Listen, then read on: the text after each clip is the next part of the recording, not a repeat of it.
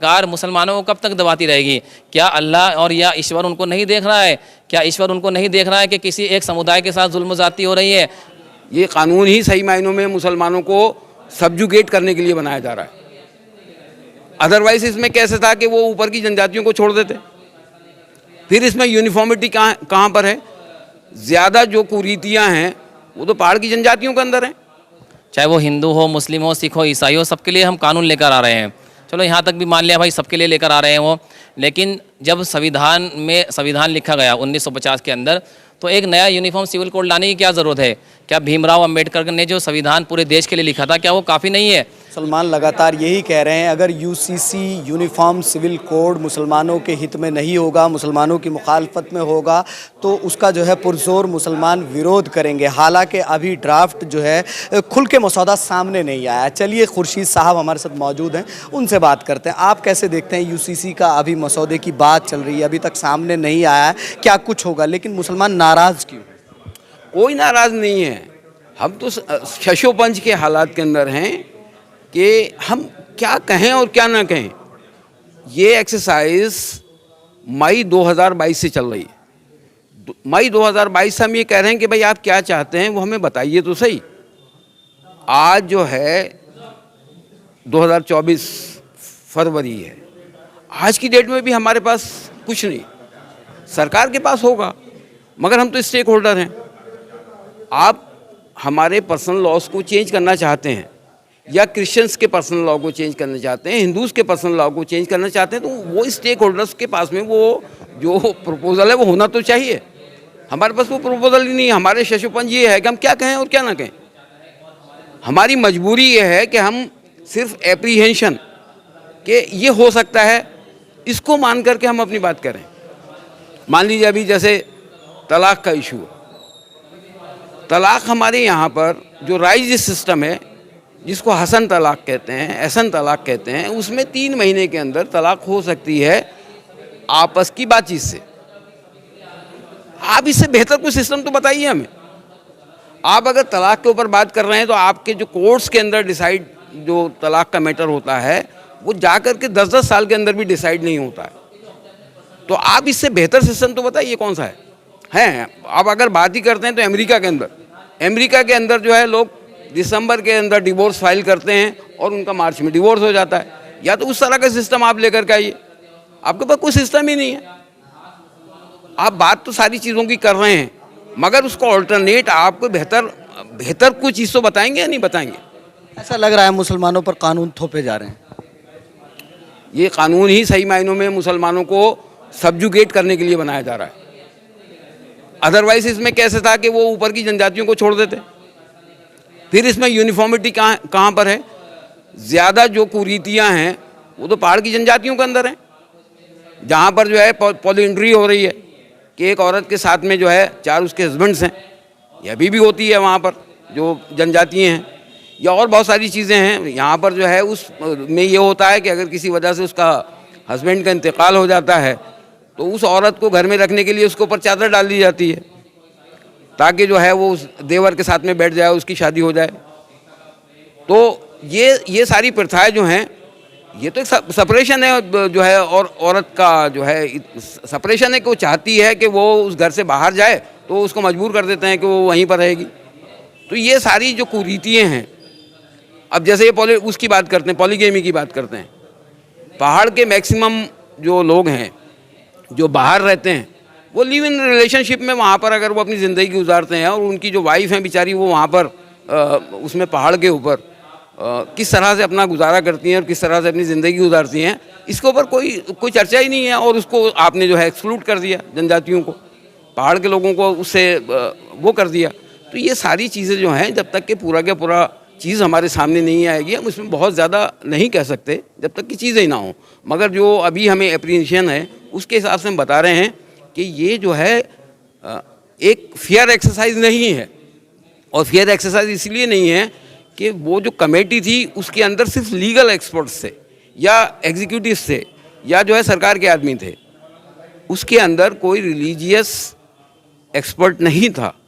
और religious experts ना होने की वजह से उन्होंने रिलीजन की जो बारीकियाँ वो समझी ही नहीं है। वो तो ऊपर ऊपर से उन्होंने बात की है और उसके लिए साहब इसके अंदर ये कमी है, इसके अंदर ये कमी है, इस तरह से करके उन्होंने जो है बात कर दी है। मगर उससे बेहतर तो लेकर का है ना, जो रिलीजन की प्रैक्टिस है उससे बेहतर तो कुछ ला करके दिखाएं तो बात होती है। तो हमारा कहना सिर्फ इतना है कि अभी ये एक्सरसाइज जो हो रही है यूसीसी की, ये हमारी उत्तराखंड की स्टेट में हो रही है। ये तो सही मायनों में जो आर्टिकल 44 के अंदर है वो तो ये है कि स्टेट, जो लफ्ज़ इस्तेमाल किया गया स्टेट, उसका मतलब है यूनियन ऑफ इंडिया, क्योंकि कॉन्स्टिट्यूशन का मामला है। यूनियन ऑफ इंडिया के लिए कहा गया है कि state will endeavour to secure uniform civil law for the entire country. ये एंटायर कंट्री का मामला है। अब आज तो ये जनजातीय छोड़ रहे हैं, कल को आदिवासी भी छोड़ेंगे आप, परसों को जो है जो तमिलनाडु के लोग हैं जो आपस में बहन भाई मिल कर के शादी करते हैं उसको भी छोड़ेंगे आप।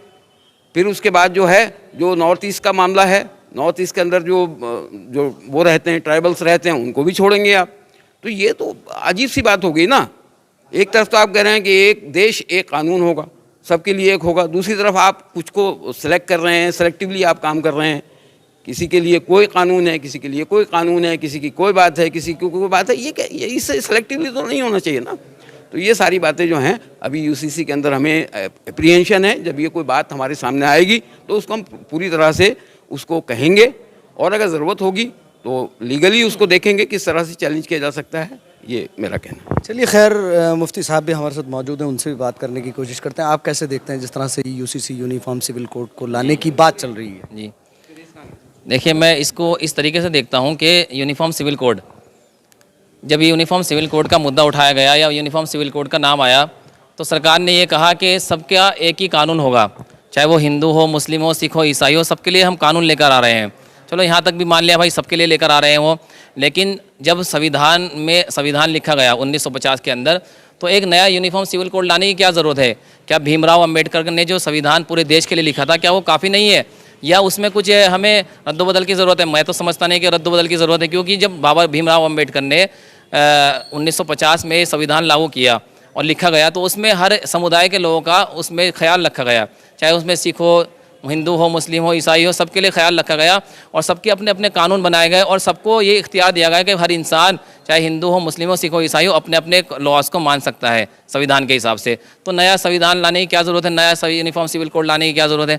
दूसरी बात यह है कि यूनिफॉर्म सिविल कोड के माध्यम से मैं ये कहना चाहता हूँ कि जैसे सोशल मीडिया पे, अखबारों के ज़रिए से हमने देखा कि इसमें जो है शरीयत से छेड़छाड़ की जाएगी, तो कोई भी मुसलमान इस चीज़ को बर्दाश्त नहीं करेगा कि उनके कुरान और हदीस से छेड़छाड़ की जाए। जैसे मैंने सोशल मीडिया के ज़रिए से या पेपर्स वगैरह अखबारों के ज़रिए से पढ़ा कि इसमें बहुत सारी चीज़ों को लॉ बदल रहे हैं। तो जब बाबा भीमराव अम्बेडकर ने लिख दिया, क्या वो इतने बड़े ज्ञानी नहीं थे? क्या जब वो इतने बड़े ज्ञानी इस चीज़ को लिख कर चले गए तो ये कौन लोग होते हैं कि उसको बदलना चाह रहे हैं? दूसरी बात ये है कि जब सबके लिए कानून लाया गया था, अभी सुनने में ये बात आ रही है खासकर इसमें मुसलमानों के लिए ऊपर ही थोपा जा रहा है, इन्होंने दूसरी जातियों को इसमें से हटा दिया है, तो ये भी चीज़ सही नहीं है, ये भी चीज़ गलत है। और हमारा मज़हब इस्लाम कभी भी किसी चीज़ को या किसी समुदाय के लोगों को, चाहे हिंदू हो, मुस्लिम हो, सिख हो, ईसाई हो, कभी किसी को तकलीफ देने के लिए नहीं आया। हमारे मज़हब इस्लाम ने सबका आदर करने के लिए कहा है, सबका सम्मान करने के लिए कहा है और हमारे मज़हब इस्लाम ने हमेशा प्यार का और मोहब्बत का पैगाम दिया है, दर्स दिया है। तो मज़हब इस्लाम हमारा बहुत ही अच्छा और प्यारा मज़हब है और जब तक ड्राफ्ट नहीं आता कोई हमारा ऐसा इरादा नहीं है कि हम जो है इसकी मुखालिफत करेंगे। हालांकि शरीयत के हिसाब से हम इसकी मुखालिफत करते हैं अगर ये शरीयत के ख़िलाफ़ आता है। दूसरी बात है कि जब तक ड्राफ्ट नहीं आएगा तो हम इसमें अभी अपना कोई ऐसा कदम नहीं उठाएंगे। हाँ, ये है कि हम इसको कंडम करते हैं कि अगर ये शरीयत के ख़िलाफ़ आ रहा है, क्योंकि दूसरी जातियों को इसमें से हटा दिया गया है, तो ये बिल्कुल सरासर सही नहीं है। अगर शरीयत के ख़िलाफ़ आएगा तो मुसलमान क्या करें? देखिए, शरीयत के ख़िलाफ़ आएगा, मुसलमान कर क्या सकता है? मुसलमान तो हमेशा से जो है सब्र करता आ रहा है। बाबरी मस्जिद का मामला देख लीजिए आप, कोर्ट ने डिसीज़न दिया कि वहाँ पर कोई मंदिर नहीं था, मस्जिद की जगह थी और फिर भी और कोर्ट ने ये भी कहा कि कोई बुनियादी और कोई ढांचा ऐसा नहीं निकला मंदिर का, फिर भी कोर्ट ने जो है आस्था की बुनियाद पर फैसला दे दिया। फिर भी मुसलमानों ने सब्र किया। लेकिन एक सरकार मुसलमानों को कब तक दबाती रहेगी? क्या अल्लाह और या ईश्वर उनको नहीं देख रहा है? क्या ईश्वर उनको नहीं देख रहा है कि किसी एक समुदाय के साथ जुल्म ज़्यादती हो रही है? अगर वो ये सोच रहे हैं कि हम ही सब कुछ करने वाले हैं तो उन्हें ऊपर वाले से भी डरना चाहिए, ऊपर वाले का भी ख्याल करना चाहिए कि हमसे ऊपर भी कोई अल्लाह और ईश्वर है जो हमें सब चीज़ों को देख रहा है और हमारी हरकतों को, हमारी करतूतों को देख रहा है। तो मैं ये अपनी राय देना चाहता हूँ और सरकार से भी दरख्वास्त करना चाहता हूँ कि वह इन तमाम चीज़ों से बचने की कोशिश करे और सबको मिलजुल कर रहने की एक तरह से सीख दे। जिस तरह से सरकार आई है तो वो सबके हक़ में आई है। चाहे वो हिंदू हो, मुस्लिम हो, सिख हो, ईसाई हो, सबके साथ उसे प्यार मोहब्बत से और आपस में मिलजुल कर रहने के लिए कहना चाहिए और मिलजुल कर रहना चाहिए सरकार। उस जुमले को कैसे देखते हैं, सबका साथ सबका विकास हो रहा है? देखिए, सबका साथ सबका विकास और सबका विश्वास जो मोदी जी ने नारा दिया था, वो कुछ तरह से कहीं कहीं पर तो ठीक साबित होता है, लेकिन कहीं कहीं पर गलत साबित हो रहा है। क्योंकि एक समुदाय के लोगों के साथ जो है आपस में भेदभाव करना और उनको जो है पूरे हुकूक ना देना और इसी तरह से उनके तरह तरह से उन्हें हर वक्त परेशान करते रहना, कभी किसी चीज़ का मामला, कभी चीज़ की मामला, कभी पर्दे पे आवाज़, कभी अजान पे आवाज़, कभी नमाज पे आवाज़, तो ये चीज़ देखो ठीक नहीं है बिल्कुल। जब संविधान ने तमाम चीज़ों की हमें इजाज़त दे दी है तो खासकर इन चीज़ों के एक समुदाय को लेकर टारगेट करना ही अच्छी बात नहीं है। सरकार सबकी होती है, प्रधानमंत्री जी सबके हैं, चाहे वो मुस्लिम हो, सिख हो, ईसाई हो, सबके हैं। इसी तरह से मुख्यमंत्री भी सबके हैं, तो उन्हें सबके हित में काम करना चाहिए। देश के बारे में सोचना चाहिए। जो रोज़गार नहीं है रोज़गार दे, कोई बहुत से लोग हालात से गुजर रहे हैं उनकी मदद करे और इसी तरह से देश को बढ़ाने की फिक्र करें। सबका साथ सबका विश्वास, सबका साथ सबका विकास और सबका विश्वास का मतलब ये होता है कि हर एक का विश्वास जीतें और हर एक के लिए काम करें। स्पष्ट तौर पर मुस्लिम पक्ष का कहना यही है कि ये जो मसौदा तैयार किया जा रहा है, अगर इसके अंदर शरीयत को लेकर कोई छेड़छाड़ की जाएगी, जी हाँ, यूसीसी यूनिफॉर्म सिविल कोड की बात कर रहे हैं कि अभी मसौदा तैयार किया जा रहा है, अगर ये कानून आता है और इसके अंदर शरीयत के साथ छेड़छाड़ की जाती है तो इस बार मुसलमान चुप बैठने वाला नहीं है। क्योंकि तमाम प्रतिक्रिया आपके सामने है, किस तरह से मुफ्तियों ने, उलमा हजरात ने स्पष्ट तौर पर कहा है कि कहीं ना कहीं सरकार जो है दोहरी नीति अपना रही है, मुसलमानों को दबाने का प्रयास किया जा रहा है। अब मुसलमान दबेगा नहीं। और हाल ही में आपने देखा 2 से 3 दिन पहले किस तरह से जो मौलाना अरशद मदनी है उन्होंने भी दुख व्यक्त किया है कि मुसलमानों के साथ सही नहीं हो रहा है। अगर आपको भी लगता है कि वाकई मुसलमानों के साथ सही नहीं हो रहा है तो एक एक कमेंट ज़रूर कीजिएगा और वीडियो को शेयर कीजिएगा ताकि हुक्मरानों तक भी ये वीडियो जाए जो ये मसौदे तैयार कर रहे हैं और तरह तरह की प्लानिंग करके मुसलमानों को परेशान किया जा रहा है। चाहे फिर वो मस्जिद का मामला हो, चाहे फिर वो आज़ान का मामला हो, तमाम मुद्दों पर मुसलमान चुप हैं। लेकिन यूसीसी यूनिफॉर्म सिविल कोड को लेकर कहा जा रहा है कि अगर शरीयत के साथ छेड़छाड़ की जाएगी तो वो नाकाबिले बर्दाश्त होगी।